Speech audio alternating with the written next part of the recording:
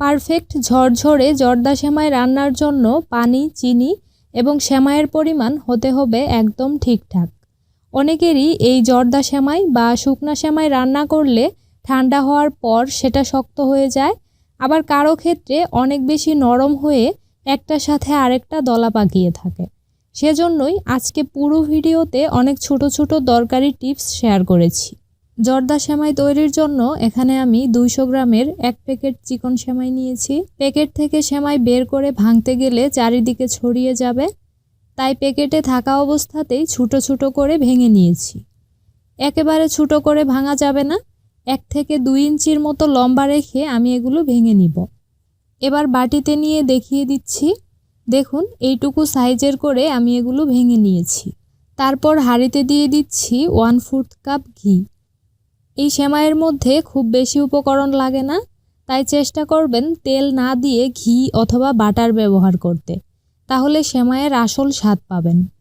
এবার এতে স্বাদ মতো দিয়ে দিচ্ছি কাজু বাদাম কুচি, পেস্তা বাদাম কুচি, কিশমিশ, আর ফ্লেভারের জন্য দিয়েছি দারুচিনি, এলাচ। এলাচের মুখের দিকটা একটু ভেঙে দিবেন, তাহলে সুঘ্রাণ ভালোভাবে বের হবে। 2টা তেজপাতা মাঝখানে কেটে দিয়েছি। এখন একদম লো আঁচে এগুলো হালকা ভেজে নিব। যখন মশলাগুলো থেকে খুব সুন্দর সুঘ্রাণ বের হয়েছে, তখন ভেঙে রাখা সেমাইগুলো দিয়ে দিব। সেমাই দেওয়ার পর ঘন ঘন উল্টে পাল্টে বেশ কিছুক্ষণ ভেজে নিতে হবে। অবশ্যই এই সময় চুলার তাপ লো হিটে রাখতে হবে, তা না হলে সেমাই এবং ড্রাই ফ্রুটসগুলো পুড়ে যাবে। প্রথম দিকে নেড়ে নিতে বেশ ঝামেলা মনে হলেও কিছুক্ষণ ভাজলেই দেখবেন স্বাভাবিক হয়ে যাবে। বেশ কিছুক্ষণ ভেজে নেওয়ার পর দেখতেই পাচ্ছেন সেমাইয়ের মধ্যে হালকা সোনালি একটা রং চলে এসেছে। ঠিক এই পর্যায়ে এতে 1 কাপ দিয়ে দিব চিনি। চিনির পরিমাণ চাইলে আপনাদের স্বাদ মতোও দিতে পারবেন। তারপর সেই কাপেরই 3/4 কাপ দিয়ে দিচ্ছি পানি, মানে 1 কাপের 4 ভাগের 3 ভাগ পরিমাণ। স্বাদের ব্যালেন্সের জন্য 1 চিমটি পরিমাণ লবণ দিয়ে দিচ্ছি। এখন সব কিছু আবারও ভালোভাবে একসাথে নেড়ে মিশিয়ে নিব। আচ্ছা, এখানে আমি যেই পরিমাণ চিনি দিয়েছি সেটা গলেও কিন্তু বেশ খানিকটা পানি বের হবে, তাই যেটুকু পানি ব্যবহার করেছি এটা দিয়েই সেমাইটা সিদ্ধ হয়ে যাবে। তবে সেমাইয়ের ধরন অনুযায়ী পানির পরিমাণ সামান্য কম বা বেশি কিন্তু লাগতেই পারে। শুরুতেই বেশি পানি দিবেন না, যদি লাগে তাহলে পরে পরিমাণ বুঝে কুসুম গরম পানি দিয়ে নেবেন।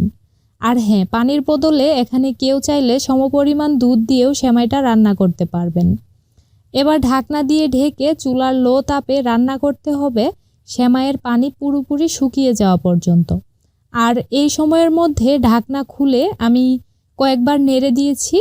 এইভাবে উপর নিচ করে নেড়ে দিলে সবগুলো সেমাই সমানভাবে সিদ্ধ হবে, কোথাও শক্ত আবার কোথাও নরম হয়ে থাকবে না। এবার আবারও ঢাকনা দিয়ে ঢেকে 3 থেকে 4 মিনিটের মতো জাল করে নিব।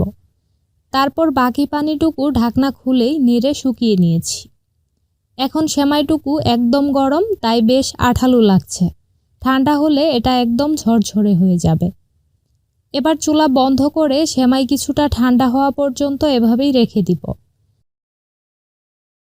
দেখতেই পাচ্ছেন একদম ভালোভাবেই সিদ্ধ হয়ে গেছে।